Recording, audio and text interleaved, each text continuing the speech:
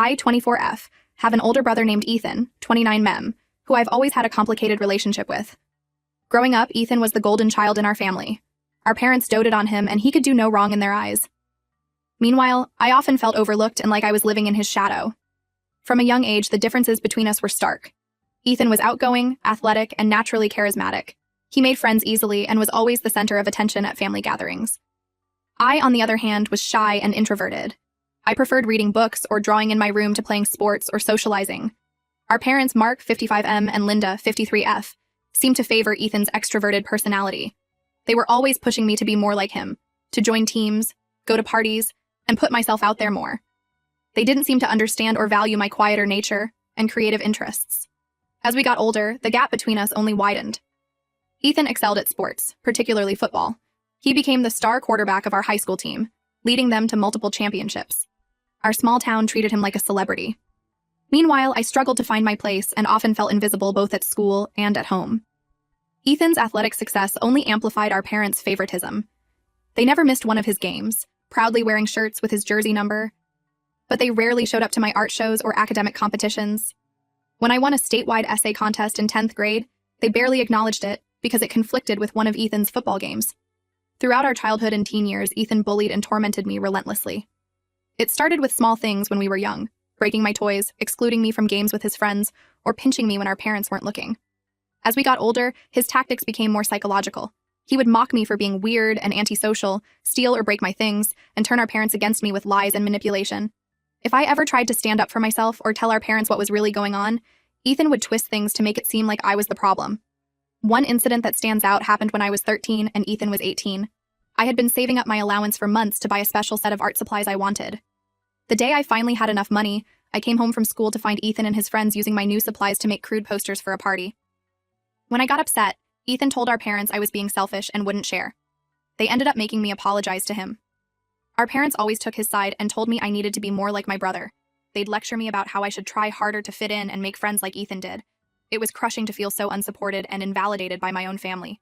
As we got older, Ethan's behavior towards me only got worse.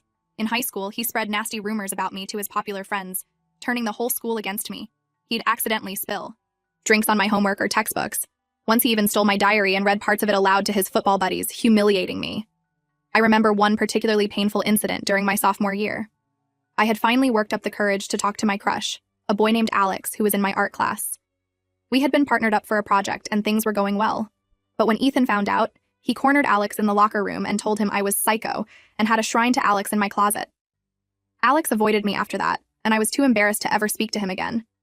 I begged our parents to do something, but they always brushed it off as normal sibling rivalry. They told me I was being too sensitive and needed to toughen up. Meanwhile, Ethan could get away with anything. Even when he got caught throwing wild parties or coming home drunk, our parents would just laugh it off as boys being boys. When Ethan left for college on a full-ride football scholarship, I finally had some peace at home. For the first time, I felt like I could breathe and just be myself without constantly walking on eggshells. I threw myself into my art and studies, finally starting to rebuild my self-esteem. But every time he'd come back to visit, the torment would start up again. He'd make snide comments about my appearance or lack of a social life. At family gatherings, he'd subtly put me down in front of relatives. It was like he couldn't stand to see me happy or thriving in any way. After high school, I went to a local community college while working part-time at a bookstore. I wasn't sure what I wanted to do with my life yet, and I needed time to figure things out. Ethan criticized my lack of ambition and would brag about his Division I football career. Our parents constantly compared us, asking why I couldn't be more driven like my brother. When I finally transferred to a 4-year university to study graphic design, he dismissed it as a no-name school that anyone could get into. He scoffed at my choice of major, saying I'd never make any money as an artist.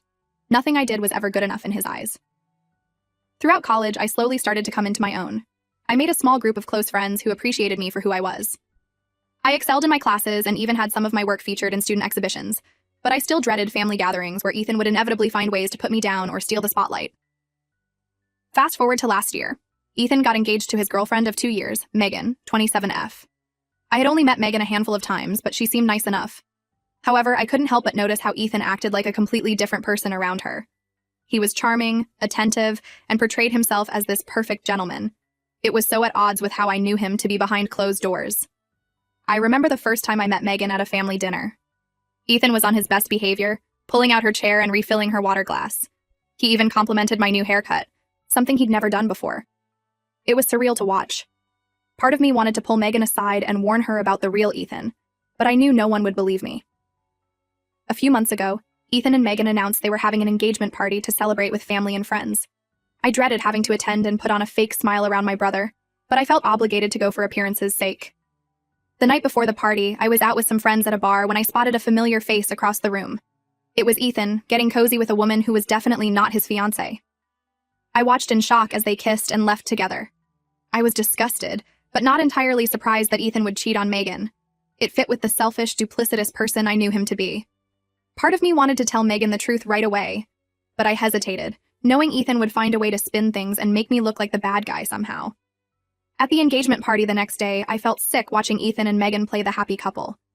Ethan kept shooting me warning glances, clearly worried I'd say something about what I'd seen. I kept quiet during the party, but the knowledge was eating away at me. After mulling it over for a few days, I decided Megan deserved to know the truth before marrying my lying, cheating brother. I created an anonymous email account and sent her a message detailing what I'd witnessed at the bar, along with the date and location. I also mentioned that I had photo evidence if she needed proof. Within hours, all hell broke loose. Megan confronted Ethan and he initially tried to deny everything, but when she mentioned the photos, he broke down and admitted to cheating multiple times throughout their relationship. Megan called off the engagement on the spot. Ethan immediately suspected I was behind the anonymous email. He showed up at my apartment in a rage, screaming at me for ruining his life. I calmly told him that his own actions ruined his relationship, not me. For once, I refused to be intimidated by him. Our parents predictably took Ethan's side, berating me for betraying family and potentially costing Ethan his soulmate. I stood my ground and told them I wouldn't apologize for exposing the truth. If they wanted to keep enabling Ethan's horrible behavior, that was on them. It's been a few weeks now, and the family is still in turmoil. Ethan and our parents are barely speaking to me. Extended family members have taken sides. But honestly, I feel relieved to finally be free of the obligation to protect my brother's lies and keep up appearances. Megan reached out to thank me for telling her the truth before she made a huge mistake. That meant a lot and made me feel like I did the right thing, despite the fallout. I know it will take time for the dust to settle, but I don't regret my decision. So Reddit, AET for exposing my brother's cheating and potentially ruining his engagement? Should I have kept quiet to preserve family harmony? Or did Megan deserve to know the truth about the man she almost married? Update 1. It's been about a month since my last post and a lot has happened, so I wanted to give an update.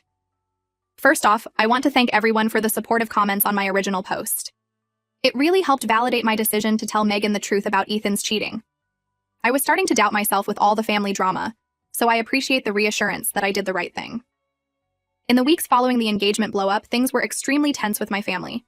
Ethan continued to rage at me via text and voicemail, alternating between guilt-tripping and threats. He'd leave messages saying things like, "You've always been jealous of me, and you'll regret this." I eventually had to block his number for my own peace of mind. Our parents kept trying to pressure me into apologizing to Ethan and fixing things. They insisted I had overreacted and should have come to them or Ethan first, instead of telling Megan directly. My mom would call crying, saying I was tearing the family apart. My dad sent lengthy emails lecturing me about loyalty and how blood is thicker than water. I stood firm and refused to apologize for exposing the truth. Things came to a head at a family dinner about 2 weeks ago. Our parents had been pestering me to attend, saying we needed to move past this as a family. They promised it would just be the four of us having a calm discussion. Against my better judgment, I agreed to go. Big mistake. The whole evening was an ambush, with my parents and Ethan ganging up on me. They accused me of being jealous of Ethan's success and trying to sabotage his happiness out of spite. Ethan even had the audacity to claim I had misinterpreted what I saw at the bar and blown things out of proportion. I was floored by how they were all gaslighting me and twisting the situation. It was like being transported back to my childhood, with everyone taking Ethan's side and making me out to be the problem. I finally snapped and unleashed years of pent-up anger and resentment. I laid out all the ways Ethan had tormented and bullied me growing up while our parents turned a blind eye. I talked about the lasting damage it had done to my self-esteem and ability to trust others. I told our parents they had failed me by always favoring Ethan and dismissing my pain. I brought up specific incidents they had brushed off over the years, like the time Ethan pushed me down the stairs and claimed it was an accident, or when he stole my college application essay, and our parents praised him for it. I talked about how their constant comparisons and criticism had made me feel worthless growing up. To my shock, my outburst actually seemed to get through to my mom a little bit. She got teary-eyed and admitted that maybe they hadn't always been fair in how they treated us. She said she had no idea things had been so bad between Ethan and me when we were younger. My dad and Ethan were furious, though. They stormed out with Ethan calling me a pathetic, jealous bitch. as he left.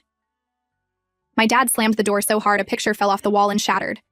In the days since that blowout dinner, my mom has reached out a few times to apologize and try to make amends. She said she's been doing a lot of reflecting on the past and realizes now how much she enabled Ethan's behavior. While I appreciate the effort, I'm not sure I'm ready to forgive decades of enabling Ethan's abuse just yet.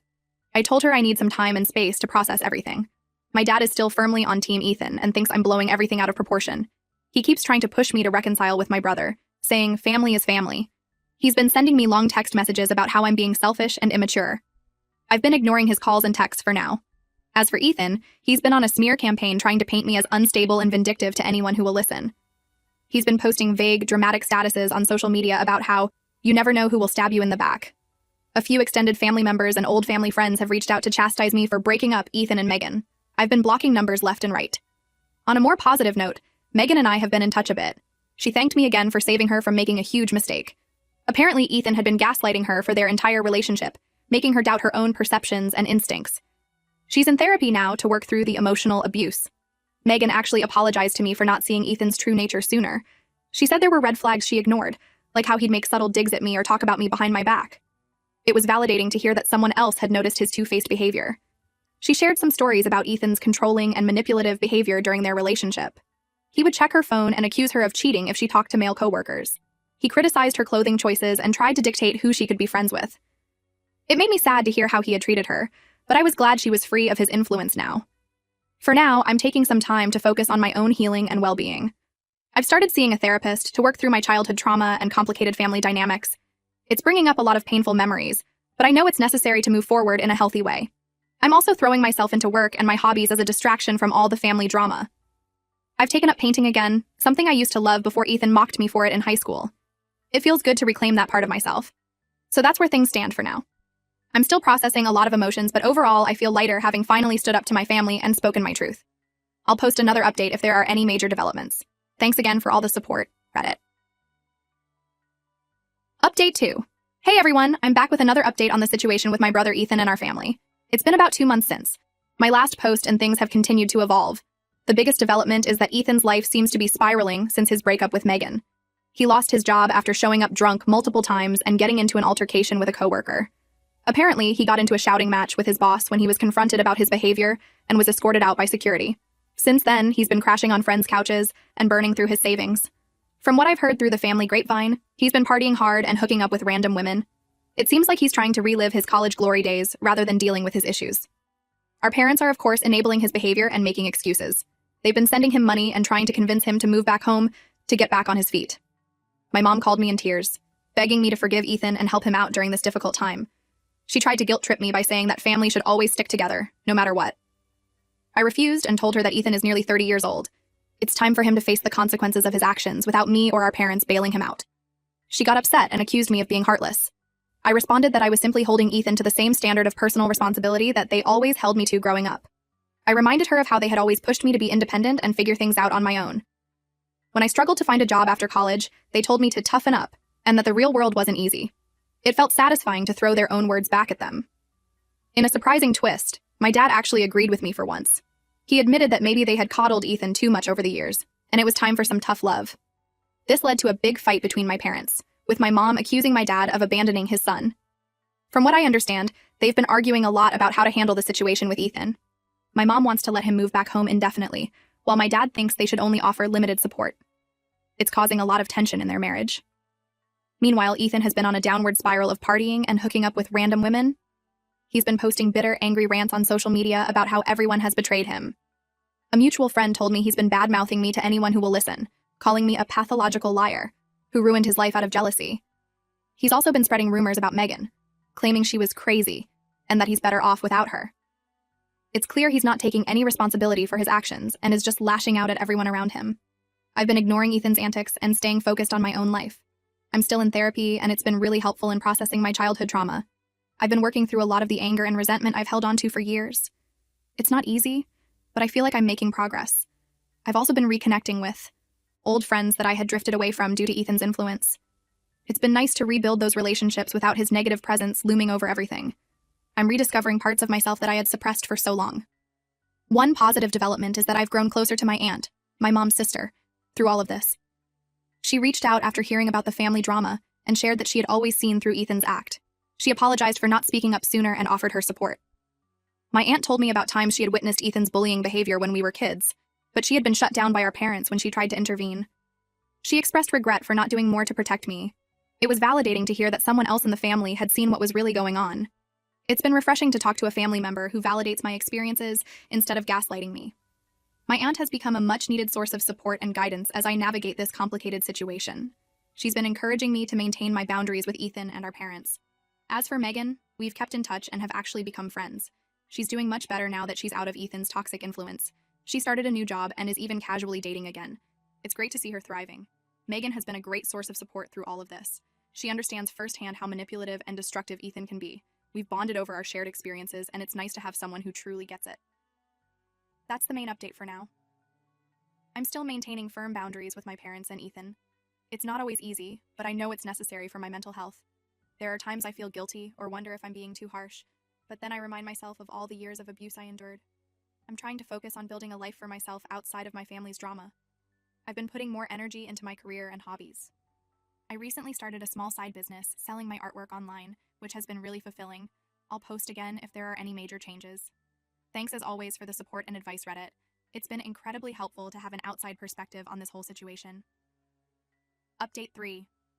Hi everyone, I'm here with one last update on the Ethan situation. It's been about 6 months since my original post, and I think this will be my final update as things have mostly settled into a new normal. The biggest news is that Ethan finally hit rock bottom and agreed to go to rehab for his drinking problem. Apparently he got a DUI and it was the wake-up call he needed. He's been in a 90-day inpatient program for the past month. From what I've heard through my parents, Ethan's rock bottom moment came after he crashed his car while driving drunk.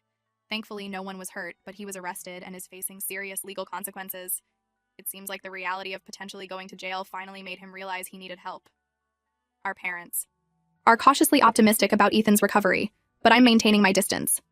I'm glad he's getting help, but I'm not ready to let him back into my life. Years of abuse and manipulation can't be erased by a month of sobriety. My mom has been sending me regular updates on Ethan's progress in rehab. She's clearly hoping this will be a turning point for him, and that our family can heal. While I appreciate being kept in the loop, I've made it clear that I'm not ready to have any direct contact with Ethan yet. My relationship with our parents is still strained, but slowly improving. My mom has been going to therapy herself and is starting to recognize how her enabling behavior affected both me and Ethan. She's apologized multiple times and is making an effort to respect my boundaries. We've had some good conversations where she's really listened to my perspective on our family dynamics. It's been healing to finally feel heard and validated by her. We're taking small steps to rebuild our relationship, but I'm cautiously optimistic. My dad is still struggling to admit any wrongdoing in how they raised us, but he's at least stopped pressuring me to reconcile with Ethan before I'm ready. We've been having short civil phone calls every couple of weeks, which is progress. I'm continuing with my own therapy, and it's been transformative. I'm working through a lot of childhood issues and learning to set healthy boundaries. I've also started dating again after taking some time to focus on myself. My therapist has been helping me work on my self-esteem and learn to trust my own judgment. I'm getting better at recognizing and shutting down manipulative behavior. It's empowering to feel like I have control over my own life and relationships now. Megan is doing great. She actually just got engaged to a really nice guy she met through work. She thanked me again for saving her from making a huge mistake with Ethan. It's amazing to see how much happier and more confident she is now. I attended Megan's engagement party last weekend, and it was a joyful celebration. Seeing her so happy and loved made me feel even more certain that I did the right thing in exposing Ethan's cheating. Megan deserves this happiness, and I'm glad I could play a small part in helping her find it. As for me, I'm feeling more at peace than I have in years. Standing up to my family and refusing to enable Ethan's behavior was hard, but so worth it. I finally feel free to live my life on my own terms without constantly walking on eggshells. My art business has been taking off, and I'm considering quitting my day job to pursue it full-time. I've also started volunteering at a local youth center, working with kids who come from difficult home situations. It feels good to use my experiences to help others. I'm sure there will still be challenges ahead as Ethan leaves rehab and we all adjust to this new family dynamic. But I feel equipped to handle whatever comes my way. I'm proud of how far I've come and excited for what the future holds.